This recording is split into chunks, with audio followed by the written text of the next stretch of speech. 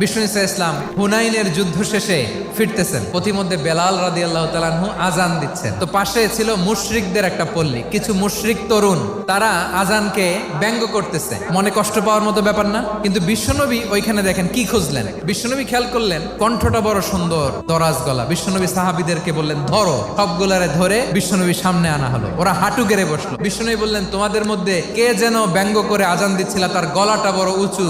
আবু মাহজুরা বলে আমার বন্ধুরা সবাই আমার দিকে আঙ্গুল দেখায়। আবু মাহজুরার মাথায় হাত দিয়ে বললেন এবার আজান দাও দেখি। আবু মাহজুরা বলে আমি তো আজান দিতে জানি না। বিশ্বনবী বললেন তাহলে আসো আমি তোমারে শিখাই দেই। বিশ্বনবী একটা বাক্য পরে, আবু মাহজুরা পরে, বিশ্বনবী পরে, আবু মাহজুরা পরে। আবু মাহজুরা বলে এক একটা বাক্য পড়ি আমার কলিজাটা গলে ঠান্ডা হয়ে যায়। বিশ্বনবীর সাথে দাঁড়িয়ে উনি শাহাদা পড়ে মুসলমান হয়ে গেলেন। বিষ্ণু ইসা ইসলাম বললেন যাও আবু মাহজুরা, আমি তোমাকে পৃথিবীর শ্রেষ্ঠতম মসজিদ মক্কার মসজিদুল হারামের মুয়াজ্জিন হিসেবে অ্যাপয়েন্ট করে দিলাম।